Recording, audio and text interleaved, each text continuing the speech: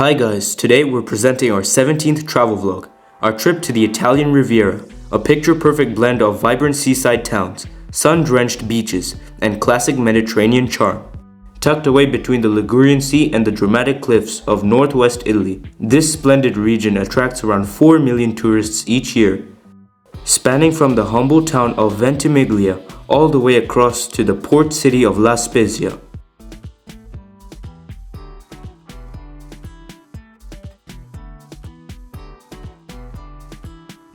We stayed 3 nights in Rapallo, and we explored the picturesque towns of Santa Margherita Ligure, Portofino, and Camoli, as well as Rapallo.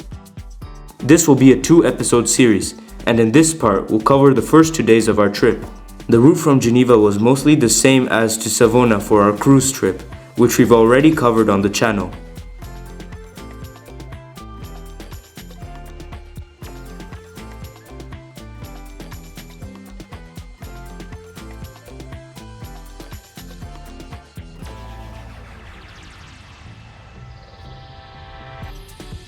We stayed in an apartment 10 minutes away from Rapallo's train station. Here's a quick room tour.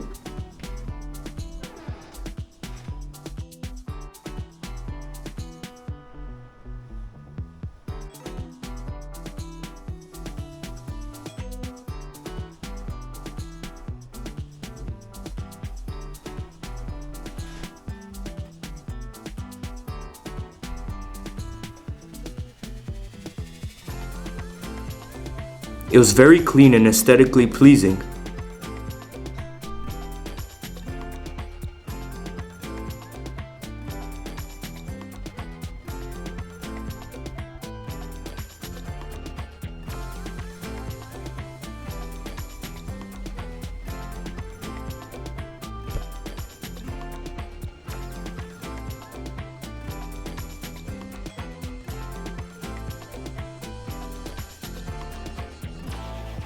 It was tastefully decorated and had a great balcony.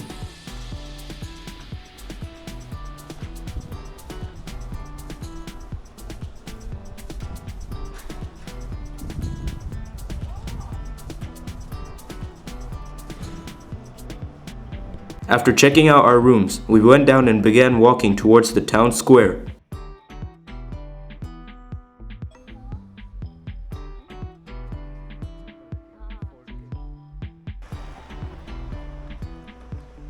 We soon reached the train station, which had a nice open area in front of it and had a very convenient location, right next to the bus stop and in walkable distance from the coast. Now we're exploring the charming streets leading to the beach.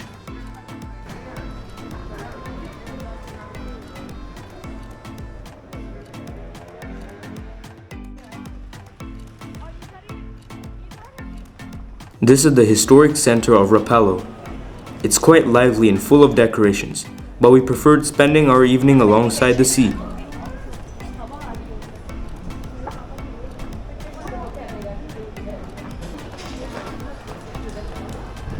Soon enough we were greeted by the beautiful shore of Rapallo.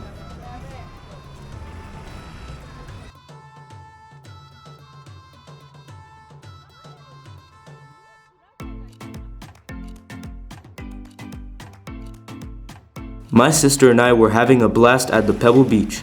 The weather was perfect, 25 degrees this evening. The coastline is stunning, with colorful shops, restaurants and hotels lined up, and picturesque green hills and cliffs in the background.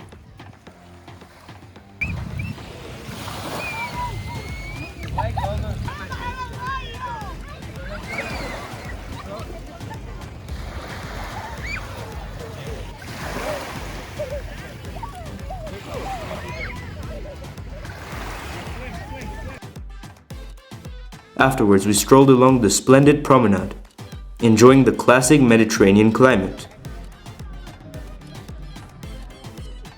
Everyone appeared laid back and relaxed.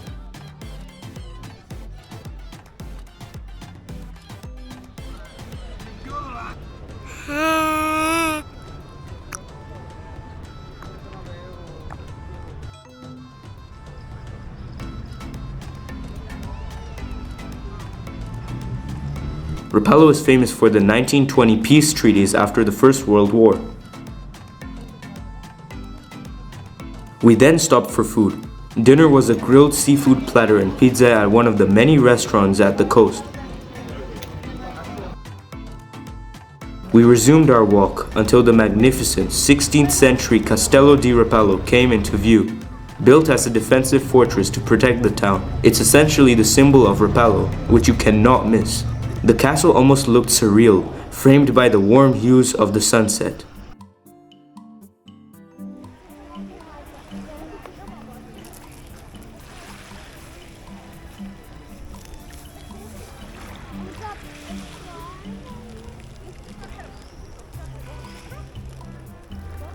As it was getting late, we headed back to the apartment and called it a day.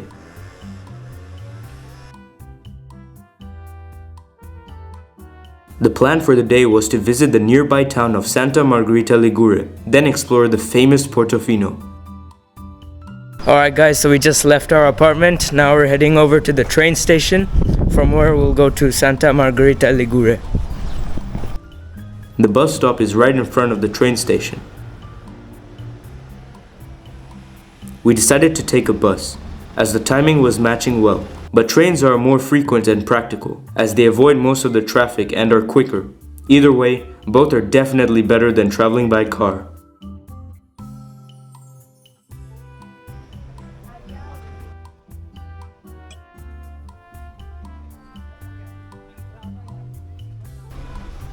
The bus was absolutely packed with tourists, but once we arrived at Santa Margherita Ligure, our mood certainly lightened up. We crossed the road and immediately started checking out all the interesting stuff for sale. Wow, it's so nice. Just behind the stalls lay the main public beach of the town. As expected, it was very crowded. It was the perfect beach day after all.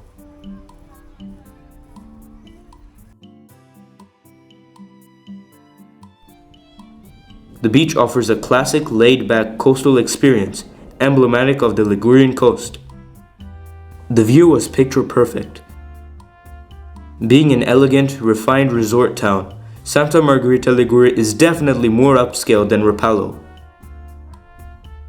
We spent a lot of time strolling along the seaside promenade.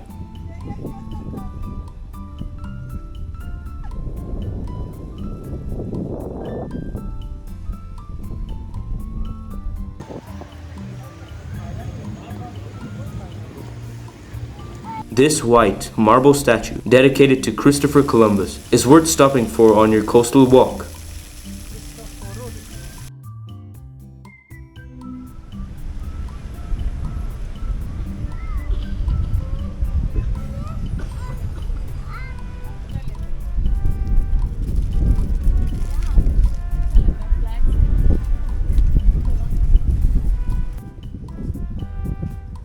Many ferries dock here to take you to other tourist hotspots, including Portofino. We'll come back later. As for now, let's keep exploring this polished fishing village.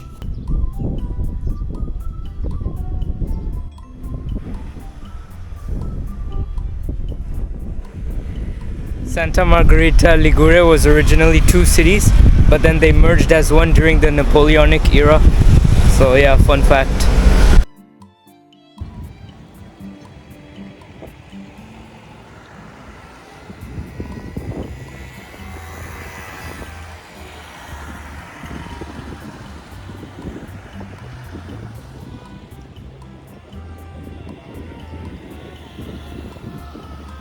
I found an interesting cobbled lane and decided to venture into the unknown.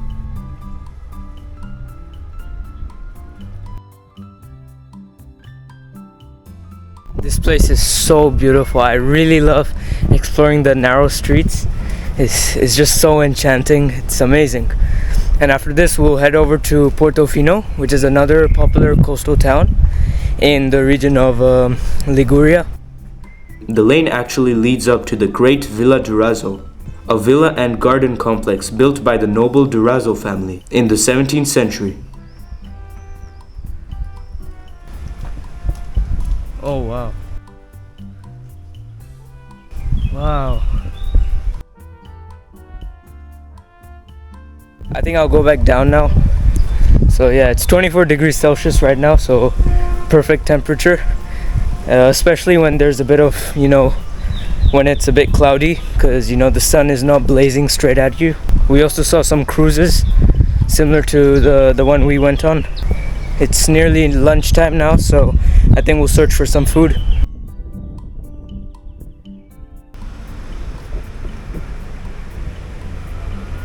For lunch, we stopped at Baicin, a family-owned restaurant known for its traditional Ligurian cuisine. I got some delicious spaghetti with seafood. Oh, it's very good. Mussels or spaghetti?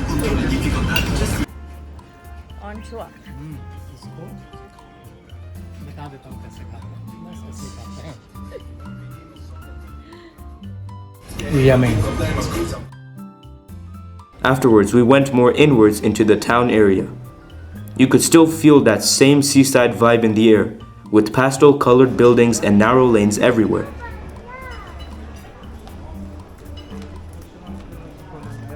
As we returned to the coast, we made our way to the ticket office to hop on a ferry to Portofino. It was time to leave Santa Margherita Ligure. Tickets cost around €10.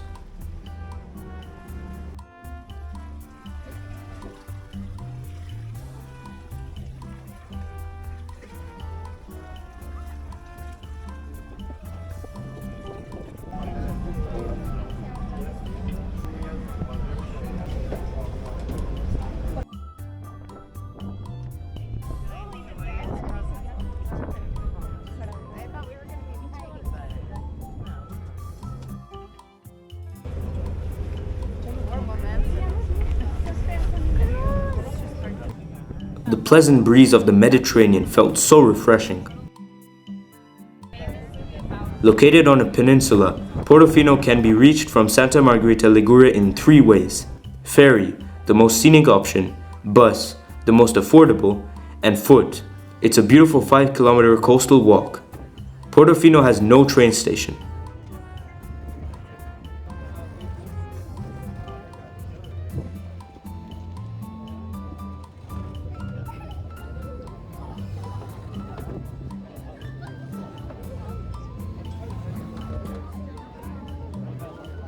We've taken many ferries over the years, and they've never failed to leave us speechless with their sensational vistas, this one being no exception.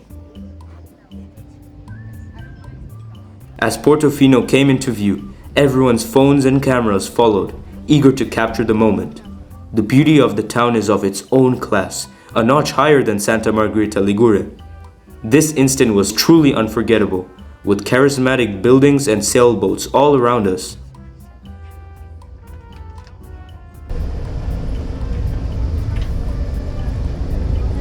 As we got off the ferry, it felt as though we'd just arrived at a magical paradise. It was almost overwhelming, with tourists from all over the globe wandering about everywhere we looked.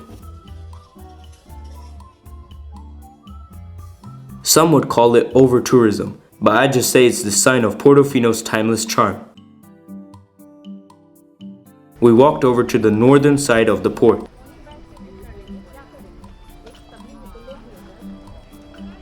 And paused to soak in our pleasant surroundings.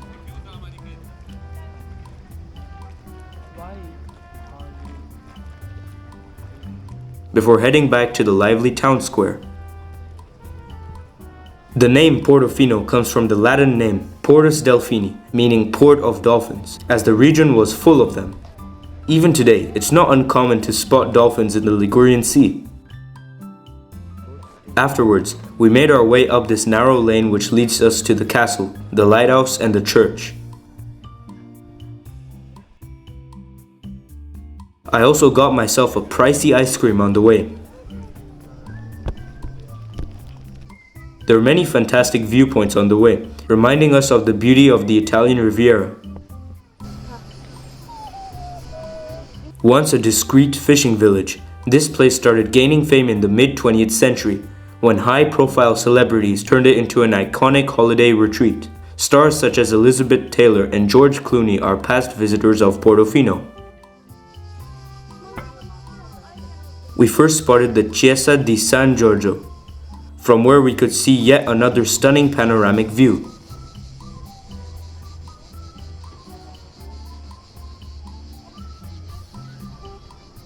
Originally built in 1154, it then got destroyed in the Second World War and was later reconstructed in 1950. This truly is a remarkable viewpoint, definitely worth visiting.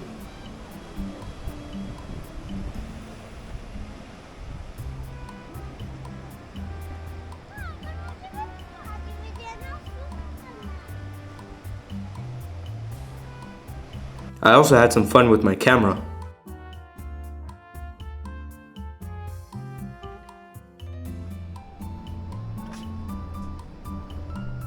After that, we continued our ascent and stumbled upon the Castello Brown, a 16th century castle which has a paid entrance of €5. I was curious to see the end of this route, so I kept going. It was also a very enchanting walk. It's a 20-minute walk from the town to the lighthouse. Suddenly, I caught a glimpse of the Faro di Portofino, the lighthouse located at the tip of the peninsula.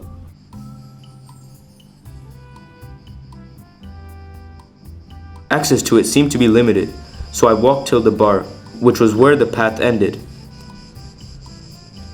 And I officially reached the ultimate tip of the peninsula.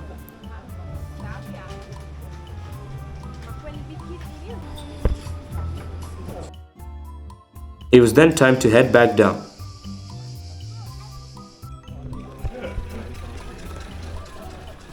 I also got a magnet here from one of the several boutiques. And as it was getting late, we looked around for a taxi and returned to Rapallo. As soon as we'd arrived at Portofino, I immediately noticed that, compared to what we'd previously seen here at the Ligurian coast, this town is by far the most visited and polished. It's a world-renowned, glamorous holiday destination, and everything is substantially more expensive. Our driver was very friendly and explained that a nearby town named Camolli has very clean beaches and is worth checking out. We soon reached our apartment in Rapallo and called it a day. Our journey isn't over yet, and stay tuned for episode 2. Please remember to like and click the channel icon to subscribe. Bye!